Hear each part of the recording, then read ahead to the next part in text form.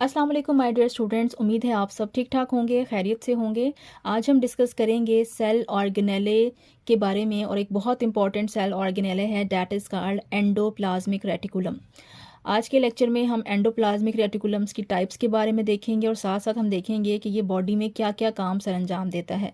अगर आप इस डायग्राम को गौर से देखें तो आपको ये दो इंपॉर्टेंट पॉइंट्स नज़र आ रहे हैं। एक को आप कहते हैं स्मूथ एंडोप्लाज्मिक रेटिकुलम और सेकंड को आप कहते हैं रफ एंडोप्लाज्मिक रेटिकुलम। अगर आप इसको देखें तो ये जो आपको पास स्मूथ एंडोप्लाज्मिक रेटिकुलम है ये आपको इस जगह पे नज़र आ रहा है, जबकि जो रफ एंडोप्लाज्मिक रेटिकुलम है इसमें आपको यहाँ पे जगह जगह डॉट्स टाइप चीज़ें जो हैं वो नज़र आ रही हैं। आज के लेक्चर में आज हम इस स्मूथ और रफ एंडोप्लाज्मिक रेटिकुलम के फंक्शंस और इनका बेसिक डिफरेंस जो है वो स्टडी करेंगे। सबसे पहले हम बात करते हैं कि एंडोप्लाज्मिक रेटिकुलम क्या होता है। एंडोप्लाज्मिक रेटिकुलम एक ट्यूबुलर पोर्शन होता है साइटोप्लाज्म के अंदर। अगर आपको डायग्राम याद हो तो ये इस तरह की कुछ ट्यूब्स सी बनी हुई थी और ये कहाँ मौजूद हैं, साइटोप्लाज्म के अंदर मौजूद हैं। आपको पता है जी सबसे बाहर वाला एरिया होता है सेल मेम्ब्रेन और सबसे सेंट्रल एरिया होता है न्यूक्लियस, और इन दोनों के दरमियान जो स्पेस होती है उसको हम क्या कहते हैं, साइटोप्लाज्म कहते हैं। इसी साइटोप्लाज्म के अंदर आपके पास एंडोप्लाज्मिक रेटिकुलम जो है वो मौजूद होता है और ये वो ऑर्गेनेले है जो कि न्यूक्लियस के सबसे करीब मौजूद होता है। अगर आप डायग्राम को दोबारा से पीछे जाके देखेंगे तो आप इजीली देख सकते हैं कि जहां न्यूक्लियस मौजूद है, न्यूक्लियस के सबसे करीब जो ऑर्गेनेले होता है वो एंडोप्लाज्मिक रेटिकुलम होता है। इसके बाद हम बात करते हैं कि एंडोप्लाज्मिक रेटिकुलम की कितनी टाइप्स होती हैं। तो इसकी दो टाइप्स होती हैं, एक को आप रफ एंडोप्लाज्मिक रेटिकुलम कहते हैं, एक को आप स्मूथ एंडोप्लाज्मिक रेटिकुलम कहते हैं। अगर आप गौर करें तो मैंने इस तरह से ट्यूबुलर पोर्शन बनाया है। आप भी पेपर के अंदर इसी तरह की एक रफ सी डायग्राम ड्रॉ कर सकते हैं और बहुत सारी ट्यूब्स मैंने एक दूसरे के ऊपर जोड़ दी हैं। कुछ ट्यूब्स के ऊपर मैंने इस तरह के दाने बनाए हैं, जबकि कुछ ट्यूब्स के ऊपर मैंने कोई इस तरह के दाने या ग्रैन्यूल्स नहीं बनाए। तो वो एंडोप्लाज्मिक रेटिकुलम जिसके ऊपर दाने मौजूद होते हैं या ग्रैन्यूल्स मौजूद होते हैं उसको आप रफ कहते हैं। आपको पता है जनाब, किसी भी चीज़ के ऊपर अगर दाने मौजूद हों, ग्रैन्यूल्स मौजूद हैं, तो उसकी स्किन को अगर आप टच करें तो वो कैसे लगेगी, आपको रफ लगेगी। तो रफ एंडोप्लाज्मिक रेटिकुलम को हम रफ इसलिए कहते हैं क्योंकि उसके ऊपर ग्रैन्यूल्स मौजूद होते हैं। ग्रैन्यूल्स किस चीज़ के ग्रैन्यूल्स होते हैं, ये बेसिकली छोटे छोटे दाने जो हैं ये राइबोसोम्स होते हैं।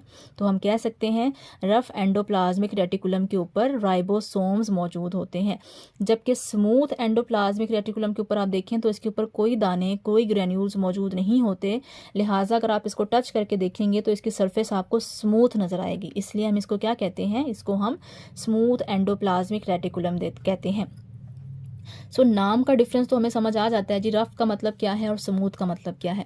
अब देखना ये है कि क्या इनके फंक्शंस सेम होते हैं या इनके फंक्शंस डिफरेंट होते हैं। तो इन दोनों के फंक्शंस जो हैं वो डिफरेंट होते हैं। कैसे? इट इज़ अ स्मूथ की अगर बात करें तो it is a membrane bound network of tubules without surface ribosomes. तो जो स्मूथ एंडोप्लाज्मिक रेटिकुलम होते हैं इनमें क्या होता है, इनमें राइबोसोम्स नहीं होते। ये वाले स्मूथ एंडोप्लाज्मिक रेटिकुलम ज़्यादातर जो लिवर के सेल्स होते हैं वहाँ पे मौजूद होते हैं। ठीक है, ये क्या काम करते हैं, ये हमारे लिए लिपिड्स बनाते हैं, ये हमारे लिए ग्लाइकोजिन की मेटाबॉलिज्म करते हैं। ग्लाइकोजिन क्या होता है कि हम जब ग्लूकोज खाते हैं, शुगर खाते हैं, कार्बोहाइड्रेट्स खाते हैं, जितनी कार्बोहाइड्रेट्स या शुगर हमें ज़रूरत होती है उस वक्त वो हमें एनर्जी देती है, और जो एक्स्ट्रा शुगर होती है या जो एक्स्ट्रा ग्लूकोज होती है वो हमारी बॉडी में जाके स्टोर हो जाती है। उस स्टोर्ड ग्लूकोज को हम कहते हैं ग्लाइकोजिन। ग्लाइकोजिन क्या होती है, स्टोर्ड ग्लूकोज। तो जब हम फास्टिंग कंडीशन में होते हैं या हमें भूख लग रही होती है और हमारे पास खाने के लिए कुछ नहीं होता, तो हमारी यही स्टोर्ड ग्लूकोज जिसको आप ग्लाइकोजिन कहते हैं ये टूटती है और इससे ग्लूकोज बनती है और ग्लूकोज हमें एनर्जी प्रोवाइड करती है। तो इस ग्लाइकोजिन को तोड़ने का काम और एनर्जी देने का काम कौन करता है, हमारे स्मूथ एंडोप्लाज्मिक रेटिकुलम करते हैं। साथ साथ हमारी बॉडी में अगर कोई टॉक्सिन आ जाए, कोई केमिकल आ जाए, कोई जहरीला मादा आ जाए, तो उस मादे को डिटॉक्सिफाई करना, उस जहरीले मादे को बॉडी से निकाल के ख़त्म करना भी किसका काम होता है, हमारे पास स्मूथ एंडोप्लाज्मिक रेटिकुलम का काम होता है। सेकेंड जो चीज़ हमारे पास आती है that is called rough endoplasmic reticulum.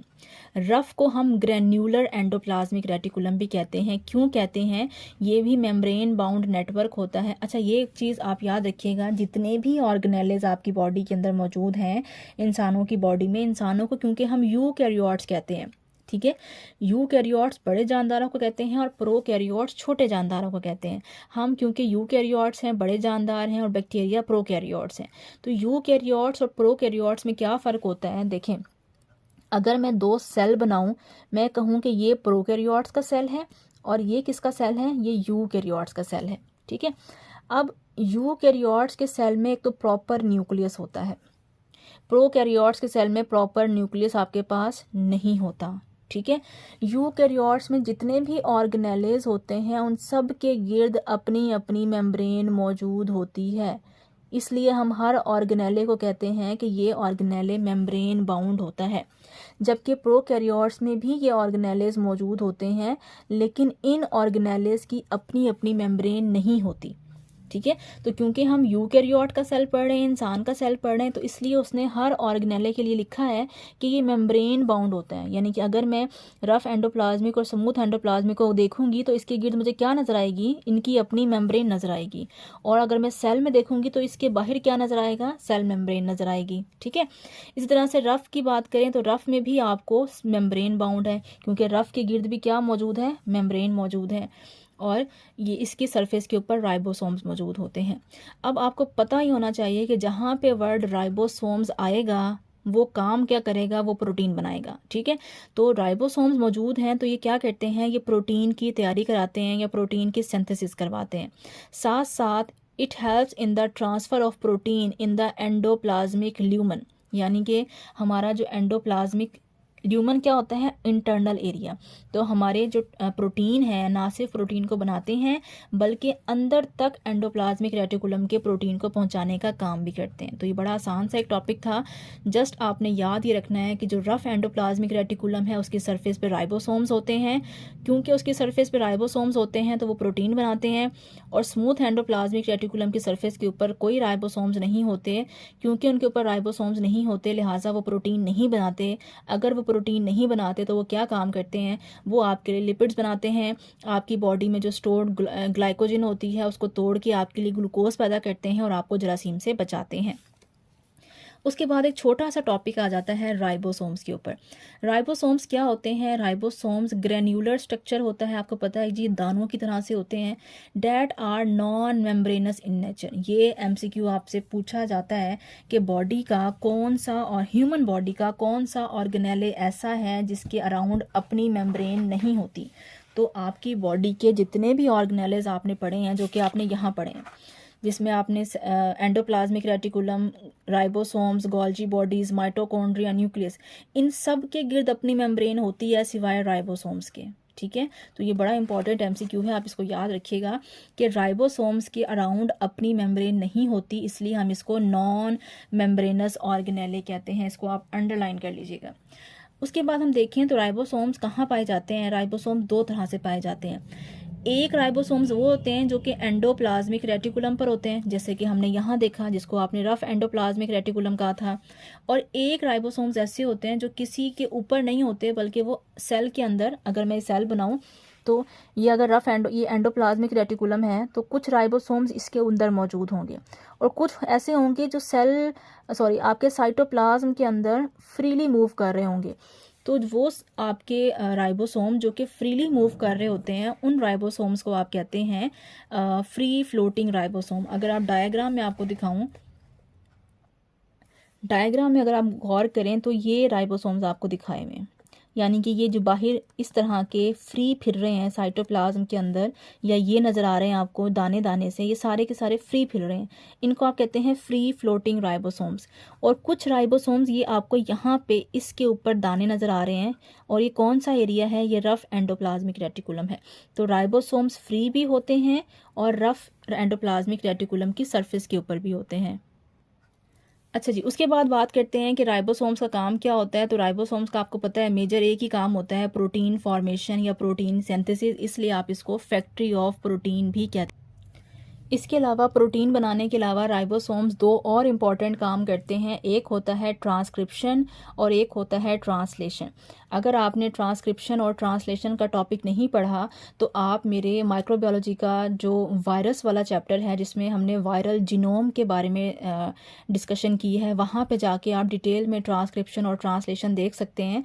यहाँ पे जस्ट मैं आपको एक कॉन्सेप्ट दे देती हूँ कि हमारी बॉडी के अंदर जो डीएनए होता है उस डीएनए को मैसेंजर आरएनए में कन्वर्ट करना राइबोसोम्स का काम होता है। ठीक है, राइबोसोम मदद देते हैं उस डीएनए को मैसेंजर आरएनए में कन्वर्ट करने में, और साथ साथ यही राइबोसोम्स ट्रांसलेशन का प्रोसेस भी करते हैं, यानी कि मैसेंजर आरएनए से प्रोटीन बनाते हैं।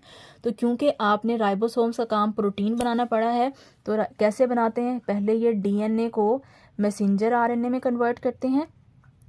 ठीक है, फिर ये मैसेंजर आरएनए को किस में कन्वर्ट करते हैं, प्रोटीन में कन्वर्ट करते हैं। इस तरह से ये हमारी बॉडी में प्रोटीन बनाते हैं और इनको हम प्रोटीन फैक्ट्री भी कहते हैं। इस प्रोसेस को आप कहते हैं ट्रांसक्रिप्शन, और लास्ट जो स्टेप है दैट इज कॉल्ड ट्रांसलेशन। ठीक है जी, तो ये छोटा सा टॉपिक था आपका सेल ऑर्गेनेलिस के हवाले से। आई होप आज का लेक्चर आपको समझ आया होगा। इससे रिलेटेड कोई भी क्वेश्चन है तो आप मुझसे पूछ सकते हैं। अगर वीडियो पसंद आई है तो please like this video and share this video, subscribe my channel. Thank you so much. अल्लाह हाफ़िज़।